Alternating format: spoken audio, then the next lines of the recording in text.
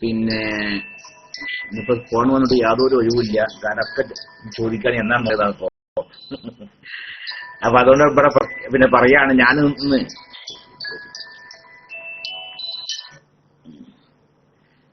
പിന്നെ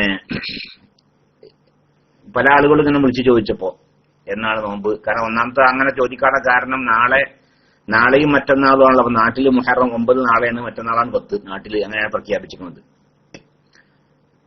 സാധാരണ ഇവിടത്തേക്കാൾ ഒരു ദിവസം പിന്തിട്ടാണ് നാട്ടിലുണ്ടാവാറ്. ചിലപ്പോഴൊക്കെ ചോദിച്ചു ആകാണ് പിന്തിട്ടാണ് ഉണ്ടാവുക, അങ്ങനെ ഉണ്ടാവാറ്. നാളെ ഇവിടെ 9 ആണെങ്കിൽ മറ്റന്നാളാണ് നാട്ടിൽ 9 ആവാറ് ചിലപ്പോ, അല്ലെങ്കിൽ നാളെ തന്നെ ആവും ചെയ്യും. അങ്ങനെ അവിടത്തേക്കാൾ ഇവിടെ പിന്താറില്ല. പക്ഷെ കണക്കല്ല, കിഴക്കൻ രാജ്യങ്ങളിൽ മാസം കണ്ടാൽ പടിഞ്ഞാറ് രാജ്യങ്ങളിൽ മാസം കാണുമെന്ന് കിതാബുകൾ പറഞ്ഞിട്ടുണ്ട്. പക്ഷെ അതേ സമയത്ത് അതുകൊണ്ട് വിരിക്കാൻ പറ്റൂല, കാണണം. മാസം 29 അന്ന് കാണണം മാസം. പിന്നെ സംഗതി യഥാർത്ഥത്തിലെ മാസം കണ്ടിരിക്കുന്നു, ഉദിച്ചിരിക്കുന്നു, പക്ഷെ ആരും കണ്ടിട്ടില്ല നിൽക്കുക. 29 ആരും കണ്ടില്ല, എന്നാൽ നമുക്ക് പിറ്റേ ദിവസം 30 വെക്കാൻ പറ്റുള്ളൂ. അപ്പൊ കഴിഞ്ഞ മാസം 26 ദുൽഹജ്ജ് 29 അന്ന് രാത്രി ഗൾഫ് രാജ്യങ്ങൾ മാസം കണ്ടില്ല. അതുകൊണ്ട് അവരെന്ത് പ്രഖ്യാപിച്ചു, മാസം കാണാത്തതിന്റെ നാളെ 30 ദുൽഹജ്ജ് 30 നാളെ, മറ്റന്നാളാണ് 1 അവർ ലഭിച്ചു. അപ്പോ കഴിഞ്ഞ എന്നിരുന്നത് വ്യാഴത്തോട് വ്യാഴം 8, അതെ കഴിഞ്ഞ വ്യാഴാഴ്ച അല്ലേ? അതെ. അപ്പൊ ഏതാനും ശരി, കഴിഞ്ഞ വ്യാഴാഴ്ചയിൽ 1 പറഞ്ഞത് അതെ, കഴിഞ്ഞ വ്യാഴാഴ്ചയാണ് ദുൽഹജ്ജ് 1 അല്ലേ? ദുൽഹജ്ജ് 1 മുഹറം 1 വ്യാഴാഴ്ചയിലായിരുന്നു. വ്യാഴത്തോട് വ്യാഴം 8, അതെ. വെള്ളി 9, ശനി 10 പിന്നെ പ്രഖ്യാപിച്ചു കാണുന്നത്. പക്ഷെ ഇവിടെ സാധാരണ അങ്ങനെ പ്രഖ്യാപിക്കാറൊന്നുമില്ല. സാധാരണ റമളാൻ മാസത്തിലും അതുപോലെ തന്നെ പെരുന്നാളിനൊക്കെ പ്രഖ്യാപിക്കാറുള്ളൂ. ഇവിടുത്തെ പ്രത്യേകമായ കമ്മിറ്റിന്റെ അവരൊക്കെ കൂടിയിട്ട് മാസം കണ്ടതിന്റെ ഒക്കെ അടിസ്ഥാനത്തിൽ പ്രഖ്യാപിക്കല് പെരുന്നാക്കും നോമ്പിനൊക്കെ ഉള്ളൂ. അതല്ലാതെ സാധാരണ മുഹറത്തിനൊന്നും അങ്ങനെ പ്രഖ്യാപിക്കാറില്ല. പക്ഷെ എന്നോട് പല ആളുകളും വിളിച്ച് ചോദിച്ചതിന്റെ അടിസ്ഥാനത്തിൽ യുഎഇയിലെ ലജ്നത്തുൽ ഇഫ്താർ ഉണ്ട്, മറ്റേ ഇവിടുത്തെ ഫത്വ കമ്മിറ്റി ഉണ്ട്, യുഎഇ ഔഖാഫിന്റെ ഔദ്യോഗിക ഫത്വ കമ്മിറ്റി. അവരുടെ ശേഷം വിളിച്ചു, അവർ വിളിച്ചു. അപ്പൊ വെള്ളിയാഴ്ച 1 വെള്ളിയാഴ്ച 9 ശനിയാഴ്ച 10 എന്നാകുകയും ചെയ്തു. അതിന്റെ അടിസ്ഥാനത്തിലുള്ള കാര്യം നമുക്ക് ഒക്കെ പറയാലോ. അപ്പൊ എനിക്കിങ്ങനെ വിളിച്ചു ചോദിക്കേണ്ട ആവശ്യമില്ലാന്ന് ഇപ്പൊ പറഞ്ഞല്ലോ. വെള്ളിയാഴ്ചയാണ് ഗൾഫ് രാജ്യങ്ങളിലൊക്കെ, വെള്ളിയാഴ്ചയാണ് മുഹറം 9, ശനിയാഴ്ചയാണ് 10. പിന്നെ വേറെ ചോദ്യം കൂടി ഉണ്ട്. ബഹുമാനപ്പെട്ട ഈ ദാരിമിയുടെ ക്ലാസ്സിലെ ഇതൊക്കെ അദ്ദേഹത്തിന്റെ ക്ലാസ് വിഷയാവതരണം കഴിഞ്ഞ ശേഷം അദ്ദേഹത്തോട് ചോദിക്കാം. പിന്നെ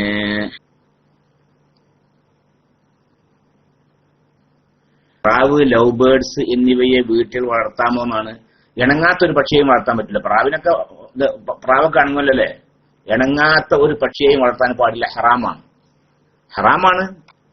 എന്തായാലും അല്ലാത്ത ഒരു നമ്മൾ മുസ്ലിങ്ങളൊക്കെ അത് ചെയ്യാറല്ലേ? തത്തനൊക്കെ ചെറിയ കൂട്ടിലാക്കിയിട്ട് അള്ളാഹുവിന്റെ റസൂൽ വിരോധിച്ച ഒരു വിഷയം, അള്ളാഹുവിന്റെ റസൂൽ കണിശമായി വിരോധിച്ച ഒരു വിഷയം മുസ്ലിങ്ങൾ ഇങ്ങനെ ചെയ്യുക അല്ലേ? ഈ വിശാലമായ ഈ ലോകത്ത് മുഴുവൻ പാറി പറക്കുന്ന ഒരു പക്ഷി, ഒരു ജീവിയെ അതിനൊന്ന് ശരിക്ക് ചിറകട്ടടിക്കാൻ പോലും സ്വാതന്ത്ര്യമില്ലാത്ത രീതിയിൽ അതിനെ അദാബ് ചെയ്യുക, ഒരു ചെറിയ കൂട്ടിലാക്കുക. അതിന്റെ ലോകം നമ്മുടെ മാതിരിയല്ല. നമ്മുടെ ഈ വിശാലമായ ഈ അന്തരീക്ഷം മുഴുവൻ പാറി പറക്കാനുള്ള സ്വാതന്ത്ര്യമുള്ള ജീവിയായിരുന്നത്. അങ്ങനത്തെ ഒരു ജീവിയെ ചെറിയൊരു കൂട്ടിലിങ്ങനെ ആക്കുക. എന്താണ് അത് സ്ഥിതി? തത്തേനെ അതാണ് ഇണങ്ങും ചെയ്യില്ല, എത്ര ഇണക്കിയാലും ഇണങ്ങൂല തത്ത പോലെയുള്ള ജീവികൾ. അതുകൊണ്ട് തന്നെ അങ്ങനത്തെ ജീവികളൊക്കെ കൂട്ടിലിട്ട് വളർത്താൻ ഹറാമാകുന്നു. പിന്നെ അതേസമയത്ത് ഇണങ്ങുന്ന ജീവിയാന്നൊക്കെ എന്താ പറ്റുന്ന, ഉദാഹരണം ഇപ്പൊ കോഴിയൊക്കെ ഉണ്ടല്ലോ അല്ലേ? കോഴിനൊക്കെ നമുക്ക് വളർത്തിക്കൂടെ? എന്താണ് അത്?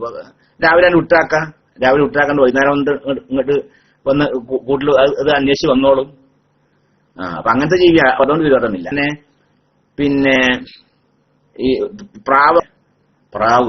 പ്രാവൊക്കെ ഈ വളർത്തുന്ന പ്രാവൊക്കെ ഉണ്ട്. അതൊക്കെ അതിന് നമ്മൾ കൂടുണ്ടാക്കി കൊടുത്താൽ, എന്റെ വീട്ടിലിട്ട് കുറെ പ്രാവുകളുണ്ട്. നമ്മുടെ വീട്ടിൽ പലരും വന്നതാണല്ലോ, അതുകൊണ്ട് പലരും അറിയാം. കുറെ പ്രാവുകളുണ്ട്. നല്ല നല്ല എന്റെ അഞ്ചന്റെ പ്രാവാണ്. പിന്നെ നല്ല വില പിടിപ്പുള്ള തരം പ്രാവുകളൊക്കെ ഉണ്ട്. എന്ന് മാത്രം ഞാൻ അത് അവർക്ക് ജീവിക്കാനൊരു സൗകര്യം ചെയ്ത് കൊടുത്താണ്. രാവിലെ അവിടെ ഇറങ്ങിപ്പോകും, വൈകുന്നേരം അങ്ങോട്ട് തിരിച്ചു വരും അല്ലേ? അപ്പൊ അങ്ങനത്തെ ജീവിയാണ്. അതുകൊണ്ട് അതിനെ വളർത്താൻ അതുകൊണ്ട് വിരോധമില്ല. പിന്നെ കൂട്ടിൽ നിന്ന് പിന്നെ അതിന് പുറത്തിറങ്ങാൻ സ്വാതന്ത്ര്യം കൊടുക്കുക, എന്നിട്ട് അത് ഇര തേടി പോകാനുള്ള സ്വാതന്ത്ര്യം ഉണ്ടാവുക, എന്നിട്ട് അത് തിരിച്ചു വരികയാണെങ്കിൽ വരറ്റാൻ ആ രീതിയിൽ ആകുകയാണെങ്കിൽ പിന്നെ അങ്ങനത്തെ ജീവികളെ വളർത്താവുന്നതാണ്. അതല്ലാത്ത ഇണങ്ങാത്ത ജീവിയെ വളർത്താൻ പാടില്ല എന്നാണ്. നമ്മളോട് ഇപ്പൊ നാളെ ഒരു വാരി ചോദിച്ച പ്രാവിനെ കൊടുക്കാറില്ല പിന്നെ. പക്ഷെ ഒരാൾ വല്ലാത്ത താല്പര്യക്കാരനായിരുന്നു. അയാൾ മഞ്ചേരി ആ ഭാഗത്ത് നിന്ന് വന്ന ആളായിരുന്നു. അയാൾ 2 പ്രാവിനെ ആവശ്യപ്പെട്ടാണ് കൊണ്ടുപോയി. ഞങ്ങളുടെ 10-70 കിലോമീറ്റർ ദൂരമാണ് മഞ്ചേരിയില്ലേ, ഞങ്ങളുടെ ആനക്കരയിൽ നിന്ന് മഞ്ചേരിക്ക് 10-70 കിലോമീറ്റർ ദൂരം ഉണ്ടല്ലോ. അദ്ദേഹം കാറിലാണ് വന്നത്. ആ കാറിൽ വെച്ചിട്ട് അദ്ദേഹം 2 പ്രാവിനെ കൊണ്ടുപോയി.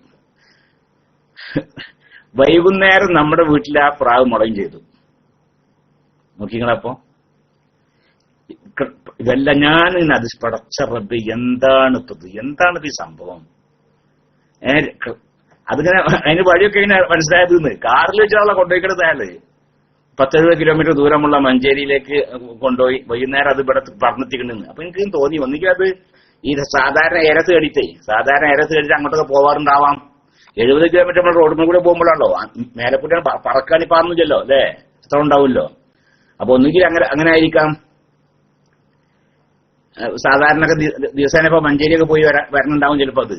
അപ്പൊ ഇതിനെ വഴി അറിയാതിരിക്കും ചിലപ്പോൾ. അതല്ലെങ്കിൽ മറ്റെന്തോ ഒരു അള്ളാഹു സുബ്ഹാനഹു എന്തോ ഒരു ആകർഷണീയമായ ഒരു സ്വഭാവത്തിന് കൊടുത്തിട്ടുണ്ടാവും. അങ്ങനെയല്ലോ ചില പക്ഷികൾക്ക് ചില മീനുകൾക്കൊക്കെ അങ്ങനെ ഉണ്ടല്ലോ. 5000 കിലോമീറ്റർ ദൂരെയുള്ള തടാകത്തിൽ പോയി മുട്ടിട്ട് എന്നിട്ട് പിന്നെ ആ പക്ഷി ആ മത്സ്യം അത് പോയോർത്തിക്കാൻ തിരിച്ചു വന്ന് പിന്നെ ആ മുട്ടയിട്ട സ്ഥലത്ത് നിന്ന് അവിടെ കുട്ടികൾ വിരിഞ്ഞ് അവസാനം 5000 കിലോമീറ്റർ അപ്പുറമുള്ള തള്ളയെ തേടി ആ കുട്ടികൾ പോകുമെന്നൊക്കെ പഠനം നടത്തിയിട്ടുണ്ടല്ലോ.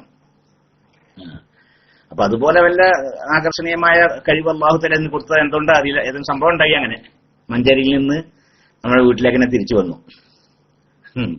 അപ്പൊ ഞാനിപ്പോ അതിൽ അതിനുകൊണ്ട് പറയില്ല, അപ്പൊ ഇതിന്റെ ഇടയിൽ കൂടെ ഒന്ന് പറഞ്ഞേ ഉള്ളൂ.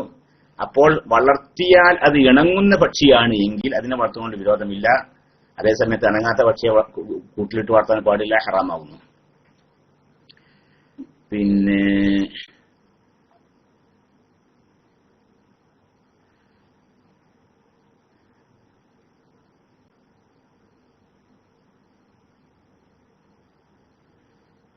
പിന്നെന്താണിപ്പോ ഉസ്താദ് അഖീഖത്തും ഉളുഹിയത്തും ഒന്നിച്ചേർക്കാമോ എന്നുള്ള ഒരു ചോദ്യം അദ്ദേഹത്തിനോട് ഞാൻ മറുപടി നൽകിയിട്ടുണ്ട് PM-ലൂടെ. അത് ആടാണെങ്കിൽ പറ്റൂല. ആടിനാണ് അറക്കുന്നതെങ്കിൽ പിന്നെ ഒരു വിഷയത്തിന് വേണ്ടി ഒരു ആട് അങ്ങനെ തന്നെ പറ്റുള്ളൂ. അതിൽ പലതിനും കൂടി പങ്കു ചേർക്കാൻ പറ്റുകയില്ല. ആടാണെങ്കിൽ അഖീഖത്താണെങ്കിൽ അഖീഖത്ത് മാത്രം, ഉളുഹിയത്താണെങ്കിൽ ഉളുഹിയത്ത് മാത്രം അങ്ങനെ പറ്റുള്ളൂ. അതേസമയത്ത് ആട് അല്ലാത്ത ജീവിയാണെങ്കിൽ പോത്ത് മൂരിയൊക്കെ ഉണ്ടല്ലോ, എരുമ പശു ഒട്ടകം പോലെയുള്ള ജീവികളൊക്കെ ആണെങ്കിൽ അതിൽ അഖീഖത്തിനും പിന്നെ ഉളുഹിയത്തിനും കൂടി ഒരു മൃഗത്തെ അറക്കാവുന്നതാണ്. ഇന്ന് മാത്രമല്ല 7 വിഷയങ്ങളെ അതിൽ ഉൾപ്പെടുത്താവും. 7 ആളുകൾക്ക് പങ്കെടുക്കാൻ പറ്റും എന്നതുപോലെ തന്നെ 7 വിഷയങ്ങൾ വേണമെങ്കിൽ ഉൾപ്പെടുത്താം. അതിന്റെ ഒരു ഭാഗം അഖീഖത്ത്, ഒരു ഭാഗം ഉളുഹിയത്ത്, ഒരു ഭാഗം കഫാറത്ത് എന്തുണ്ട്. അങ്ങനെ ഈ ഹജ്ജ് സംബന്ധമായ വിഷയങ്ങളിൽ ഫിദിയൊക്കെ ഉണ്ടല്ലോ, ആടിനർത്ത് കൊടുക്കണ്ടൊക്കെ അങ്ങനത്തെ വിഷയങ്ങളൊക്കെ അതിൽ ഉൾപ്പെടുത്താം. 7 വിഷയങ്ങളും 7 ആളുകൾക്ക് പങ്കെടുക്കാൻ പറ്റുന്നത് പോലെ 7 കാര്യങ്ങളും ഉൾപ്പെടുത്താവുന്നതാണ്. ആടാണെങ്കിൽ പറ്റൂല. ആട് ഒരു വിഷയത്തിന് തന്നെ പറ്റുള്ളൂ. ഇനി ഇൻഷാ അല്ലാഹ് കുറെ ജലീദാരിമി എത്തിയിട്ടുണ്ടാ? ജലീദാരിമി എത്തിയിട്ടുണ്ട്. അപ്പോൾ വൈഫിനോട് ഫോണിൽ സംസാരിച്ചാൽ ചിലപ്പോൾ ഈ പടച്ചോനെ ബാക്കി വായിക്കാൻ വയ്യ. വൈഫിനോട് ഫോണിൽ സംസാരിച്ച് ചിലപ്പോൾ സ്ഖലനം ഉണ്ടാവാറുണ്ടെന്നാണ് അല്ലേ? സ്ഖലനം ഉണ്ടാവും ആണ് ആ ചോദ്യം. ഞാൻ അത് ക്ലോസ് ചെയ്ത ആ PM. സ്ഖലനം ഉണ്ടാവാറുണ്ട് എന്നാണ് ചോദ്യം എങ്കിൽ കുളിക്കൽ നിർബന്ധമാണ്. അത് കുറ്റമൊന്നുമല്ല. സ്വന്തം വൈഫിനോട് സംസാരിച്ചതാണ്. ഓളോടിപ്പോ എന്തും സംസാരിക്കാം. വികാരം ഉണർത്തുന്ന രീതിയിൽ സംസാരിക്കാൻ സ്വന്തം വൈഫിനോട് സംസാരിക്കുകയോ ചെയ്യാതൊന്നും വിരോധമൊന്നുമില്ല. അത് കുറ്റകരമല്ല. അങ്ങനെ സ്ഖലനം ഉണ്ടായി നിൽക്കുന്ന കുളിക്കൽ നിർബന്ധമാണ്. ഇനി സ്ഖലനമല്ല ഉണ്ടായത്, പിന്നെന്താണ്, ഒരു തരം ദ്രാവകം പുറപ്പെട്ടു നിൽക്കുക. അത് മതിയാണത്. നല്ല വികാരമൊക്കെ കൂടുതൽ ഉണ്ടാകുന്ന സമയത്ത് പുറപ്പെടുന്നത്. അത് പുറപ്പെട്ടാൽ കുളിക്കൊന്നും വേണ്ട. പിന്നെ അത് നജസാണ്, കഴുകി വൃത്തിയാക്കിയാൽ മതി. അത് പുറപ്പെട്ട ഒന്നു മുറിയുകയും ചെയ്യും. അള്ളാഹു സുബ്ഹാനഹു വ തആല ഇതുവരെയും പറഞ്ഞതും ചോദിച്ചതും കേട്ടതൊക്കെ അള്ളാഹു ഖബൂൽ ചെയ്യട്ടെ എന്ന് ദുആ ചെയ്യാണ്. ഇൻഷാ അല്ലാഹ് വെള്ളിയാഴ്ച മുഹറം 9 ശനിയാഴ്ച 10 ആയിട്ടാണ് UAE-യിലെ ഔഖാഫിന്റെ മുഫ്തിമാർ നമുക്ക് നൽകിയ വിവരം അങ്ങനെയാണ്. അതുകൊണ്ട് ഇൻഷാ അല്ലാഹ് അല്ലാഹു സുബ്ഹാനഹു വ തആല തൗഫീഖ് ചെയ്യട്ടെ. ആ നോമ്പൊക്കെ നോൽക്കുവാനും പിന്നെ അതിന് സംബന്ധമായ എല്ലാ പ്രതിഫലങ്ങളും അള്ളാഹു സുബ്ഹാനഹു നമുക്ക് അവന്റെ മഹവായ ഫضل കൊണ്ട് നൽകുകയും ചെയ്യട്ടെ.